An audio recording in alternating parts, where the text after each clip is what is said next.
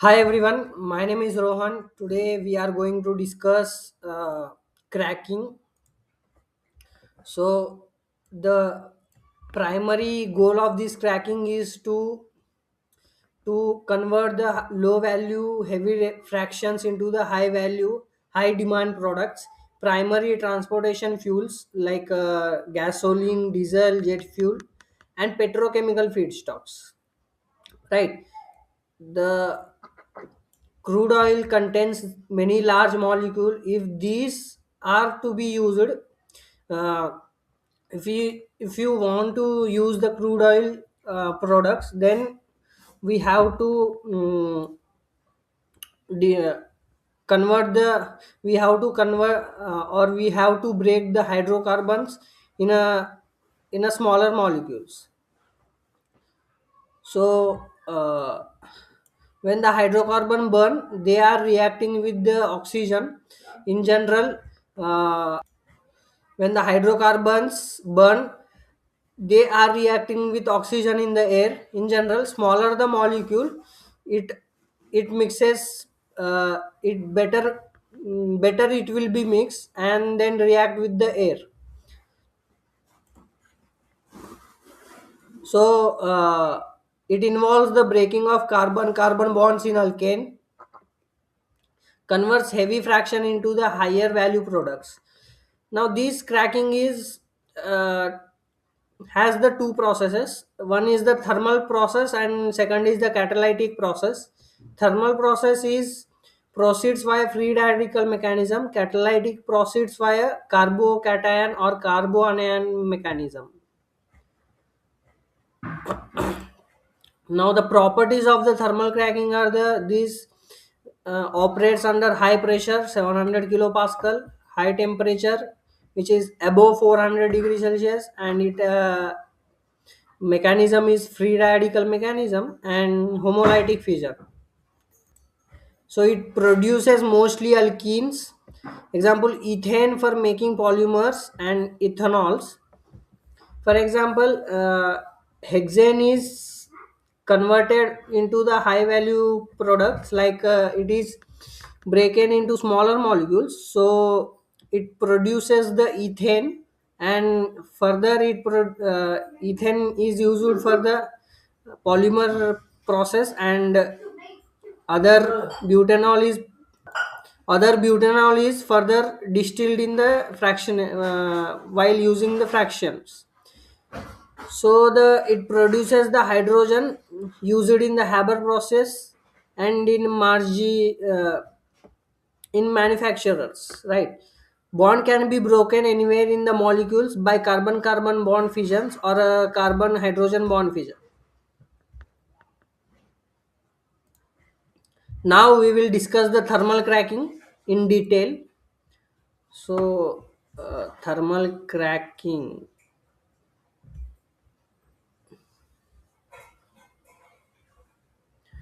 So the thermal cracking. Okay, thermal process. Thermal process is occurs under the mild cracking, which hydrocarbon is heated to sufficiently high temperature thermal cracking, so that it sometimes, if this process is done under the using the coal is the feedstock, then that process is called as a pyrolysis. If it is used as the steam, then it is called as a steam cracking. Now we will examine two thermal processes used in refineries. First one is the whisk breaking and second is the delayed cooking. Right. The whisk breaking is mild form of thermal cracking that lowers the viscosity of crude oil and without affecting the boiling point ranges. Residue from the atmospheric distillation tower is heated up to the above 400 degrees Celsius at the atmospheric pressure, and mild cracking is taking place at the in the heater. So further it is quenched with the cool gas or now here, because the uh, quenching we have to do to control the overcracking or flash it in the distillation tower. Now you can see here the process of this whisk breaking. Feed is fed in the furnace so that the above 400 degrees Celsius, so that the crude oil can be cracked in the form of mild cracking take place. And then we have to introduce the cool gas oil so that it can be take mild cracking take place. And further we this can be fed in the fractionator tower so that the number of fractions can be get we can get from the fractionator tower first. From the bottoms we get the cracked or whisk broken residue, and from the top products we get the light products like gas plus gasoline, right? The whisk breaking is used to the reduce the pour point of wax residue, to reduce viscosity, used for the blending. The reduced viscosity is used for the blending with the lighter fuel oils. Middle distillants may also produced, but depending on the product demand and nature of the feed, and of course nature of the feed. So the next point is thermal cracked residue tar, which accumulates in the bottom of the fractionator tower, is vacuum flashed in the stripper and distillate recycled. Basically, in this, the thermal cracked residue tar is liquid form, so that it accumulates in the bottom of the fractionator tower and vacuum flashed in the stripper and the distilled recycled.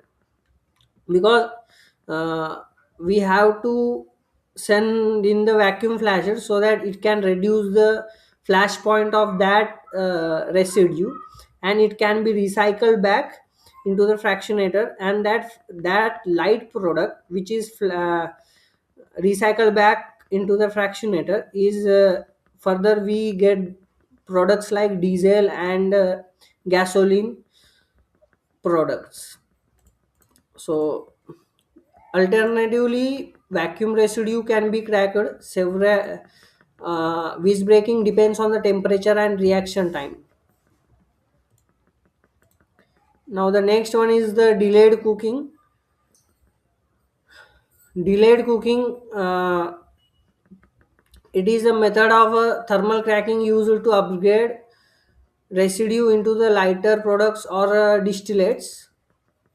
Cook, Coking produces straight run gasoline or coker naphtha and various middle distillate fractions used as a catalytic cracking feedstock. The process completely reduces hydrogen so that residue is formed of a carbon called as coke.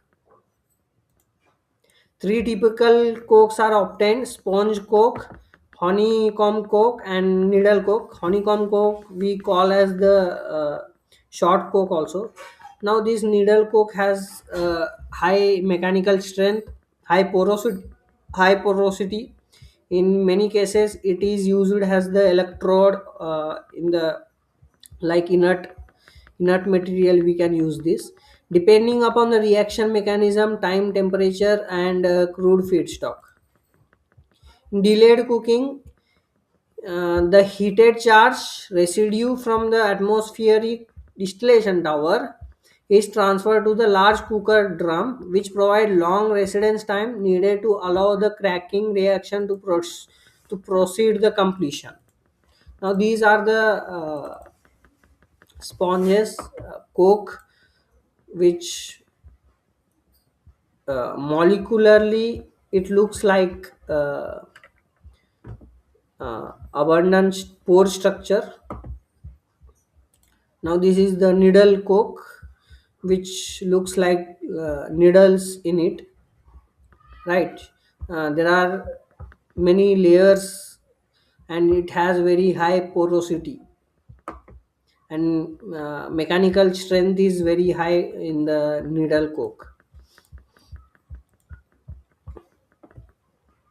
Now you can see here heavy crude oil is fed in the fractionator, and this above the bottom of that tray fractionator, so that it can be it fractionates in such a way that the heavy residue from the fractionator is fed to the furnace, and it is heated above the 400 500 degrees celsius, 450 degrees celsius, above the 450 degrees celsius. It can be heated in such a way that the cracking take place in that product or residue.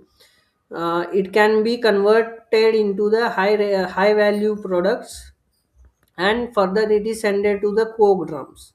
In coke drums, it is fed in that in such a way that 20 it reacts the 24 hours. Reaction time is very high, and this reaction time is very high due to that the cracking will be taking place. That residue will convert to the high value products, and from the top of that coke drums it is lighter products like gasoline or uh, naphtha will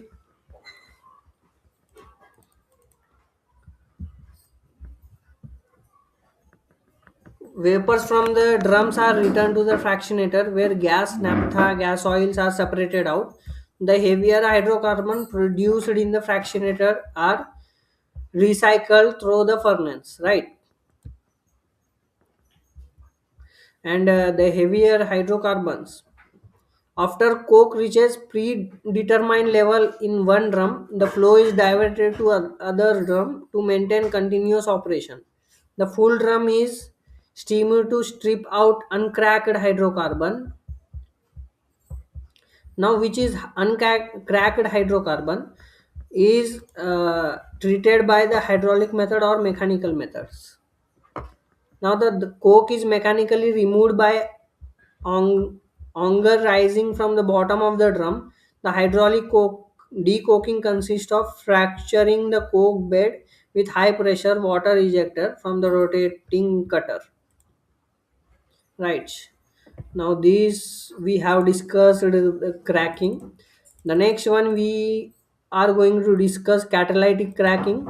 So please make sure to subscribe my channel and click the bell icon. So thank you. Next we will discuss the catalytic cracking. So be updated. Thank you.